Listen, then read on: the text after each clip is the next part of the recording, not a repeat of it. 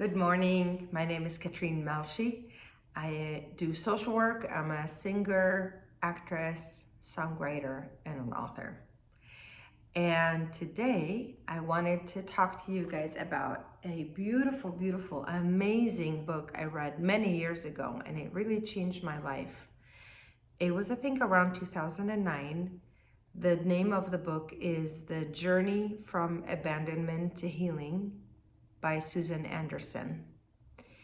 And with everything that's happening in the world, I often, several times a week, still reflect back on that book because it helped me dig deep, and it helped me heal a lot of my previous experiences that caused me pain and or traumas. And I do feel like in order for me to feel helpful, which is such a desire of mine lately, sharing is so important to me.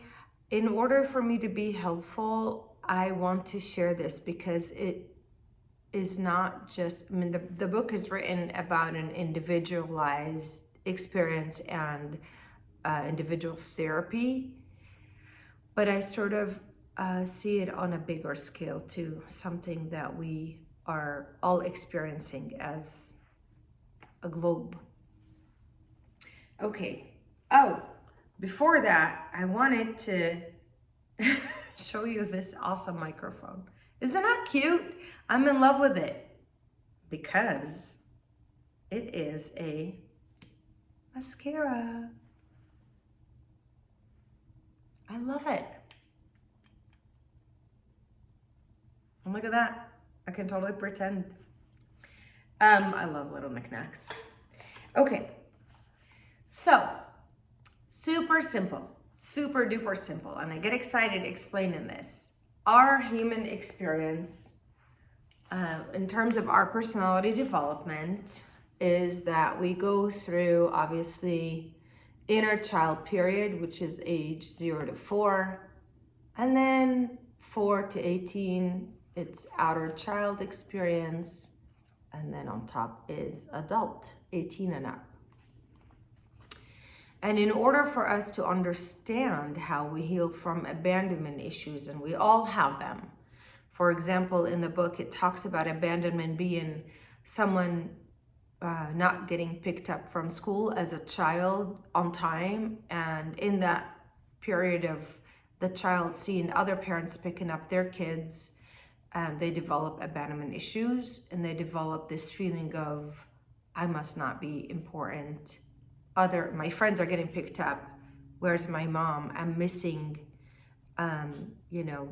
whoever's picking me up. And then they start developing this feeling of sadness. And maybe from there it goes to, I must not be important. And then sometimes we take those beliefs. Well, I shouldn't say sometimes. Always we take those beliefs into our adulthood if we don't heal them. So we've got inner child, we've got outer child, and we've got adult. And when it comes to joy is joy, it's very common. We all love joy and we all love fun. But when it comes to experiences that bother us and or cause us fear, anxiety, and pain, and that is something we can never avoid in life. In fact, part of our whole human experience has to do with pain, and how we deal with it, loss, and how we deal with loss. That's a huge, huge lesson that we all are here to learn. Inner child deals with pain when there's a need not met by crying.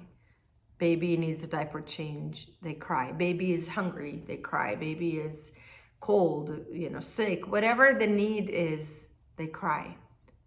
They are victims. Inner child is always a victim because they're always helpless and they're in the hands of the adult to take care of them. And that's how we develop trust.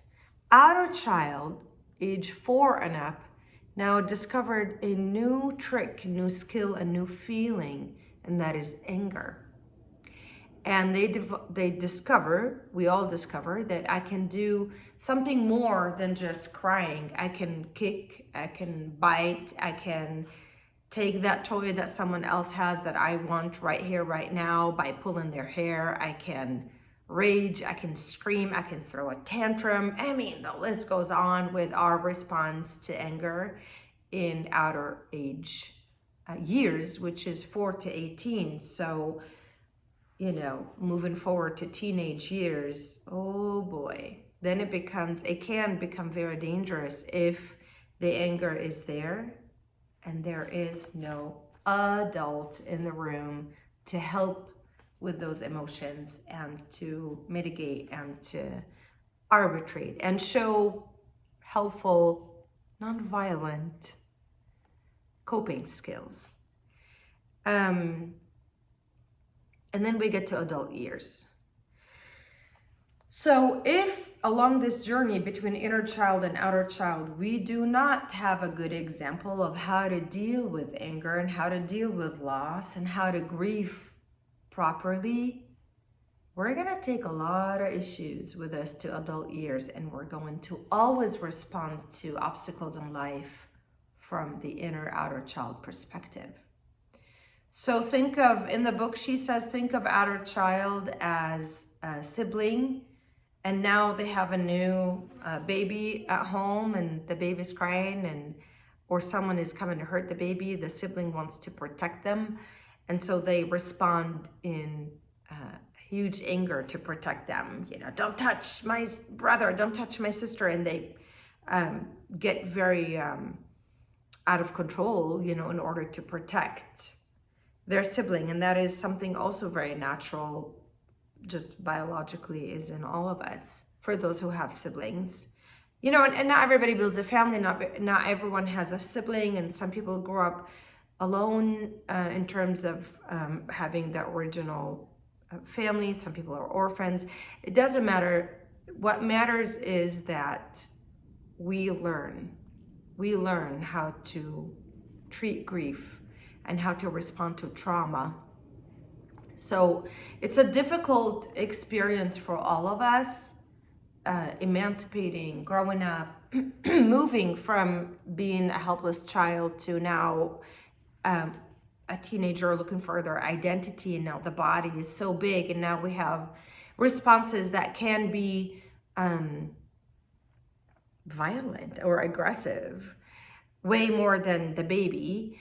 And if we don't have an adult to show us the real, or the most helpful or successful or most productive or just simply healthier way to deal with things, we can easily get lost. We can easily get lost between not having helpful tools and being victim as inner child, and being so aggressive and so extreme, where with outer child, you know, we see things as black or white. It's so hard to see in the middle, and it's so hard to negotiate. It's so hard to compromise.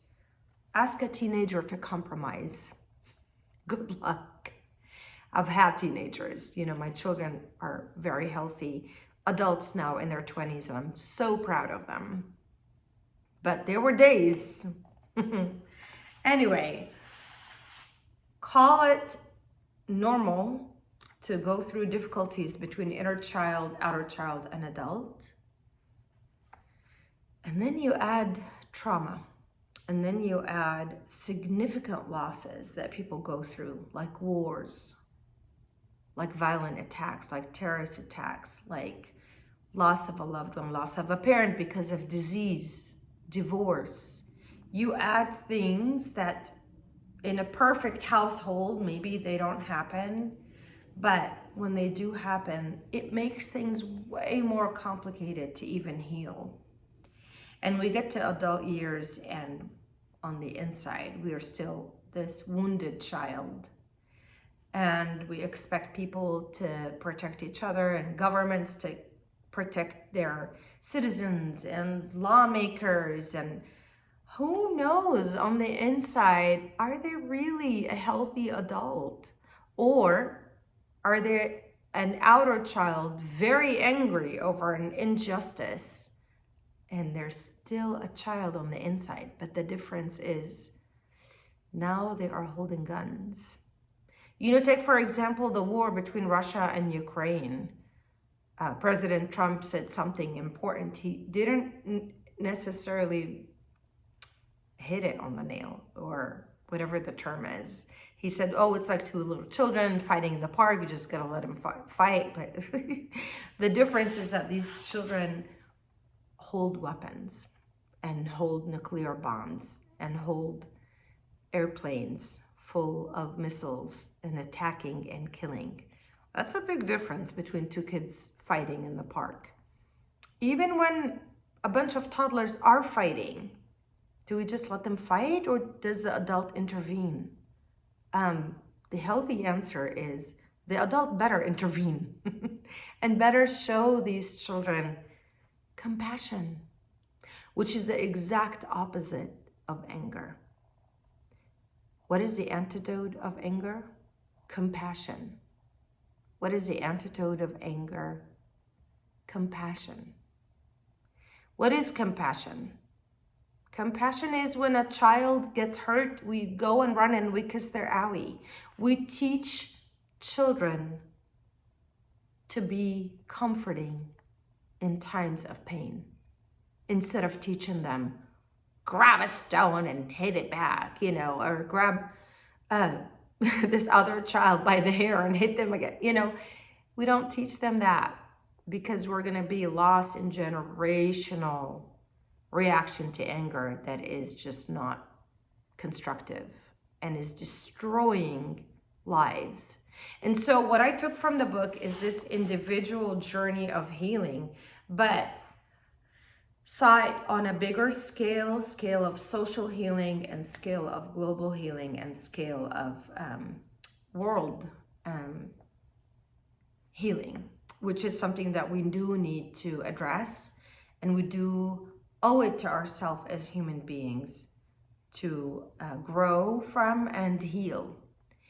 The other thing I wanted to mention that I felt like super important in this conversation, because it does reflect and help us all move forward from this energy of war and destruction that I've seen it all through my life. I grew up in Israel. I grew up in Haifa. I grew up in a country that back then, in the 80s and 90s, 70s, 60s, but I was born the last 10 days of 1979. So I consider myself a child of the 80s. But I inherited history of generations and years and years and years of war and conflict and unresolved conflict that gets passed on. And it's like, okay, are we gonna forever get stuck in this loop, or are we going to have specific tools to move forward from it? And I felt so free when I realized that there is something that actually does help. And so again, it's really, really hard for me to discover something that helped me move forward in my journey and not share it, because I love people and I love helping people, and I love to be able to be the voice of resolving conflict. So the other thing I wanted to mention that is super important is that the writer talks about this relationship between adult inner and outer child as intimacy.